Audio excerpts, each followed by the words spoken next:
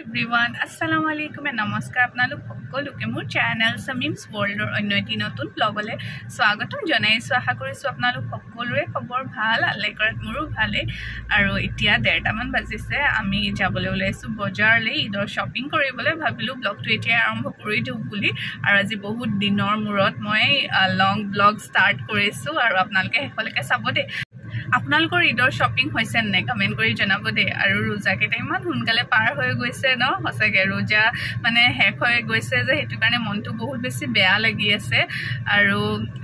আজি কি শ্বপিং কৰা হয় গোটেইখিনি বাৰু আপোনালোকক দেখাম আৰু এটা কথা আজি যদি মোৰ চেনেলত কোনোবা নতুনকৈ আহিছে তেন্তে প্লিজ মোৰ চেনেলটো লাইক শ্বেয়াৰ এণ্ড লগতে ছাবস্ক্ৰাইব কৰি দিব আৰু এতিয়া আৰম্ভ কৰি দিলোঁ একেবাৰে শেষলৈকে চাব দেই আমি ঈদৰ শ্বপিং কৰিবলৈ আহিছোঁ তিনচুকীয়ালৈ আৰু এইফালে দেখিছে নহয় গাড়ীৰ দীঘলীয়া লাইন লাগি আছে আৰু আমি বহুত দেৰি ট্ৰেফিক জামত এনেকৈ ফচিবলগীয়া হ'ল আৰু এইফালে এতিয়া আমি আহি পালোঁ ডেইলি বজাৰৰ ফালে আৰু এইবাৰ মোৰ ফাৰ্ষ্ট এক্সপিৰিয়েঞ্চ হ'ব মানে ঈদৰ শ্বপিং ফাৰ্ষ্ট মই তিনচুকীয়াত কৰিছোঁ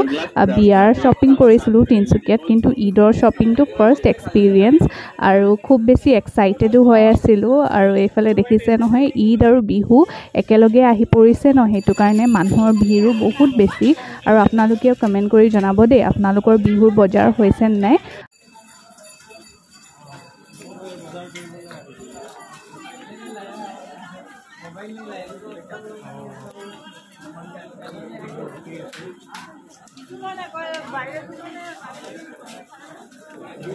প্ৰথমতে এইখন দোকানতে সোমালোঁ ইয়াত মানে মই যি বস্তু বিচাৰিছিলোঁ বেডশ্বীট তাৰপিছত ডাইনিঙৰ কাৰণে ৰানাৰ ডাইনিং কভাৰ গোটেইখিনি বস্তু এখন দোকানতে এভেইলেবল আছিলে ভাবিলোঁ এইখনৰ পৰাই লৈ যাওঁ বুলি আৰু মই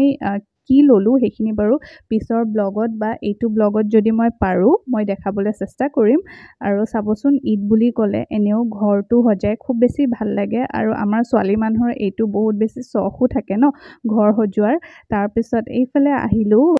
দুজনী বেটিৰ কাৰণে চাই আছোঁ মানে দুজনী ভাগিন ডাঙৰজনীকতো আপোনালোকে দেখিছেই কিন্তু সৰুজনীকে দেখুওৱা হোৱা নাইকিয়া তাইকো বাৰু দেখাম আৰু ডাঙৰ বেটিৰ কাৰণেও লোৱা হৈ গ'ল আৰু এতিয়া সৰু বেটিৰ কাৰণে ল'বলৈ আহিছোঁ চাই আছোঁ আৰু চাবচোন এখন দোকানতে যদি গোটেইখিনি বস্তু এভেইলেবল হৈ যায় মানে ডাঙৰ সৰু সকলোৰে যদি বস্তু এখনতে যদি এভেইলেবল হৈ যায় তেতিয়া সুবিধাও হৈ যায় আৰু এইফালে সৰু টিকলিৰ কাৰণে চাই আছোঁ আৰু সৰু বাচ্চাৰ কাপোৰ চব্জিৰে চাই ইমান বেছি ভাল লাগে ন ইমান বেছি কিউট ওলায় আজিকালি কিন্তু আমাৰ টাইমত ইমান বেছি এভেইলেবল নাছিলে ন আৰু তাতে লগ পাই গ'লোঁ মানে বজাৰ কৰাৰ মাজতে আৰ্চলানক লগ পাই গ'লোঁ আৰ্চলানো মোৰ ভাগিন হৈছে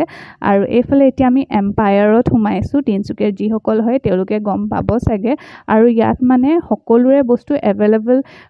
আছে সেইটো কাৰণে মানে বহুত বেছি সুবিধাও হৈ যায় ইয়াতে গোটেইখিনিৰ কাৰণে লোৱা হ'ল আমাৰ মানে আম্মা আব্বাহঁতৰ কাৰণেও এলিছ আলফাজ গোটেইখিনিৰ কাৰণে মানে ইয়াৰ পৰাই আমি লৈ ল'লোঁ এতিয়া আমি চাই আছোঁ আলফাজৰ কাৰণে কেনেকুৱা কি লওঁ কাৰণ চাবচোন মানে ল'ৰা মানুহে পটককৈ যি টি বস্তু পচন্দ নকৰে ন সেইটো কাৰণে মানে বহুত চাবলগীয়া হৈ যায় আৰু তাতে আমাৰ মানে ইফতাৰৰো টাইম হৈ গৈছিলে আৰু এইফালে এতিয়া দুজনী আম্মাৰ কাৰণে শাৰী চাই আছোঁ প্ৰথমতে শাৰী চালোঁ তাৰপিছত সালোৱাৰ চালোঁ মানে শাৰীকেইখন ইমান বেছি পচন্দ হোৱা নাছিলে তাৰপিছত ভাবিলোঁ যে সালোৱাৰ চাওঁ বুলি কাৰণ আম্মাহঁতে সালোৱাৰো পিন্ধে ন আৰু সালোৱাৰটো বহুত বেছি কমফৰ্টেবল হৈ যায়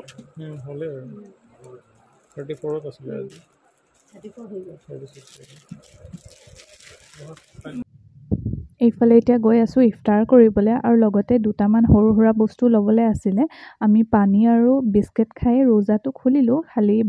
মানে একো তেনেকুৱা হেভি খোৱা হোৱা নাছিলে আৰু এইফালে দেখি পালোঁ চেৱৈটোতো মানে নোলোৱাকৈ আমি থাকিব নোৱাৰোঁ ন ঈদত মানে চেৱৈটো মেইন হয় চেৱৈ ল'বই লাগিব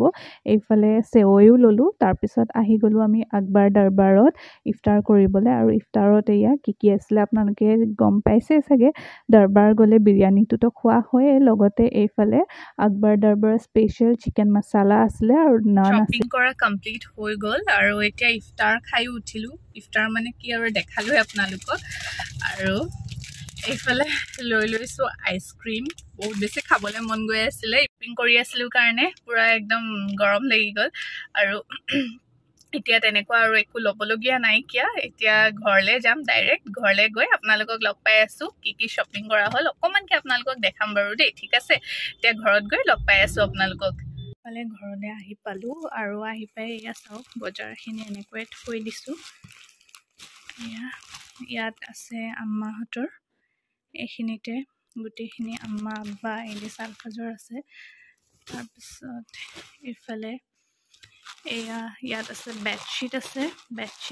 তাৰপিছত ডাইনিঙৰ কভাৰ ৰানাৰ এইখিনি আছে। তাৰপিছত আমাৰ দুজনী টিকলিৰ ইয়াতে আছে। ভালকৈ দেখাম বাৰু আপোনালোকক। এয়া আম্মা আৰু সৰু বেটীক গিফ্টটো দিয়া হ'ল, সেইটো কাৰণে দেখাব নোৱাৰিলোঁ। যেতিয়া পিন্ধিব ঈদত দেখাম বাৰু আপোনালোকক। আৰু এইটো হৈছে আমাৰ ডাঙৰ বেটীৰ ড্ৰেছ। কেনেকুৱা লাগিছে ক'ব দেই, ইমান বেছি কিউট লাগিছিলে নহয়। হাজবেণ্ড আৰু আমি দুটাই একেলগে পচন্দ কৰিছিলোঁ। আৰু এইফালে তাইক পিন্ধাই মেলিও দেখাই দিছোঁ আপোনালোকক। আৰু আশা কৰিছোঁ আপোনালোকে ব্লগটো চাই ভাল পাব বুলি। আৰু এইখিনিতে সামৰিছোঁ। কেনেকুৱা লাগিলে প্লিজ কমেণ্ট কৰি জনাব।